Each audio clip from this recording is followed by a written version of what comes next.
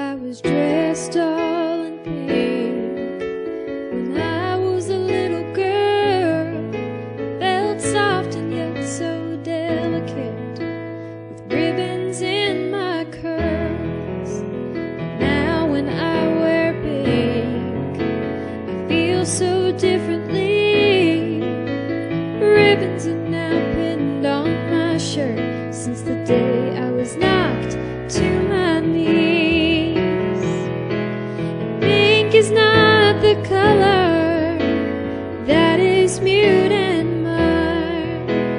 It stands for the thousands fighting for their lives.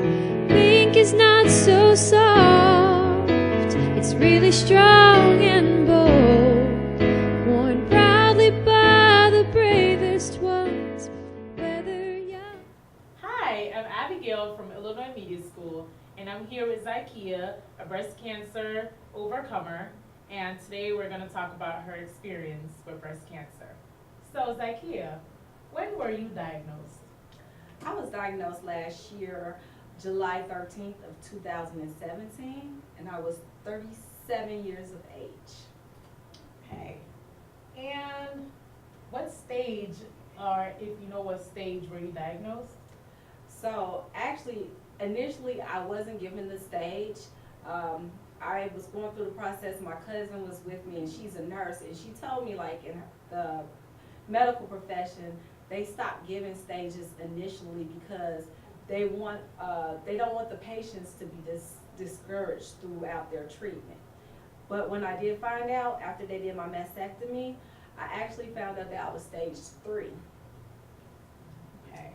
And how did you feel when you first received the news? Oh, that was like the scariest thing ever in my life.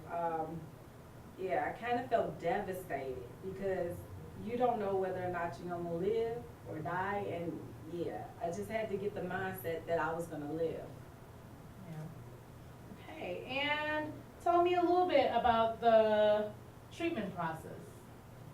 So, because I had triple negative breast cancer, which is the most aggressive form of breast cancer out there, the way they treated me initially was we did the chemo first, and then they did the mastectomy. Because usually they do it kind of opposite, and I guess I should say I'm glad they did it that way, because probably if they would have did the mastectomy, I probably would have definitely not wanted to go through chemo. Yeah, go figure. But I'm glad they did the chemo first, because when they did the mastectomy, they actually found no evidence of disease. So that was the best part. That's great news. And were you aware that there was any,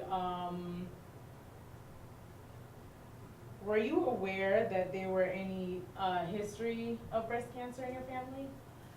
No, so wow, this is really going into my personal life, but I actually don't know my father's side of the family. I know my mom's side, and no one had breast cancer on my mom's side. Might have had a couple of distant cousins that might have had it, but not my immediate family. So when I got the news, I was like it just surprised me, because like I said, no one in my family initially had breast cancer.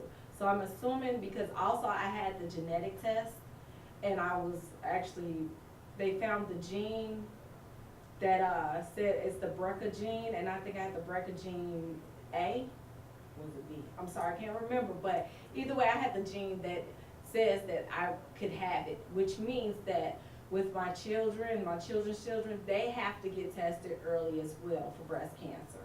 So yeah, it's pretty scary thing, but yeah, this is the journey God gave me, so. And what advice would you give to women in the community about breast cancer awareness? So, I'm going to say this. Make sure that you put your health first. If there's anything going on with you, if you feel a pain and it's been lasting for too long, definitely get it checked out, because initially I felt the pain under my arm, and I went months because I thought I just pulled the muscle. Then I had to actually, because I was under the age of 40 at the time, I had to actually fight to get a mammogram and everything else because it's not recommended, especially if you don't have a history of breast cancer. So with that being said, I had kind of like a little runaround with getting a mammogram. Once I finally got the mammogram and the ultrasound, that's when they found something and they told me I needed to do a biopsy. And through that biopsy, that's when they gave me the diagnosis. So guys, I want to say this because of course you wouldn't initially think that it was something major. I'm like, oh, it's not nothing. It's going to be fine.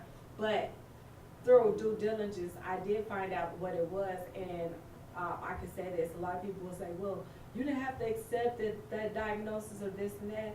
But I knew it was true because that pain I felt, that was something, yeah, definitely out of the ordinary. So if you feel, I'm just going to warn people, if you feel anything that may be affecting you, because first off, breast cancer is not only for women, men get breast cancer too. So with that being said, everybody really needs to make sure that they're healthy and get their the preventative screenings and things of that nature to make sure that you stay on top of your health. Okay. And for women and men out there who thinks that getting a mammogram hurts or it's just a long process to go through, that aren't educated about getting tested about it, what advice do you have to give them about getting a mammogram? So with the mammogram thing, I'd rather go through that pain of that mammogram than to go through finding out that I've had cancer all this time and it's about to kill me because, you know, stage 4, stage 5, yeah, you pretty much, it can be reversible, so I'm not gonna just, you give up hope, but it could have been prevented a long time ago if you would just went ahead and got the mammogram. Because sometimes you don't feel any symptoms. The only symptoms that may come about is them finding it through the mammogram. And sometimes also with this, if you have a lump or whatever, they may find it through the mammogram and it may be benign as well. So you just want to know and be for sure that you're okay. So that's my advice. Okay. And one last question, it just popped in my head. Do you think like doctors and nurses are like encouraging when you go like get like a normal doctor's checkup? Do you think that they aware us most of the time that, you know, have you gotten tested for breast cancer? Would you mind doing a quick little thing before you go? Like I said, again, they push it for 40 years and older, unless you have a history in your family of it. Because I think if you have a history in your family of it, depending on what age that person got it, they may actually start you as a teenager as you're developing. But most of the time it's like 25, like definitely at 25. If your mother and a close relative had it, they definitely start you off at 25. But anything after that, it depends on like if you have symptoms, some type of symptom, then that's when they'll check. So, Well, yeah. there you have it. It doesn't matter what age group you are, and you don't need to feel some type of symptom in order to just go get tested. If you're a woman, man, it doesn't matter. It's always good to know what you have and what you don't have. Well, there you have it. My name is Abigail, and thank you so much, Zakiyyah, for talking with us. I know this is very hard. It's a personal situation. I'm It's dressed just up. very happy for you to take the time out to talk with us. Thank you.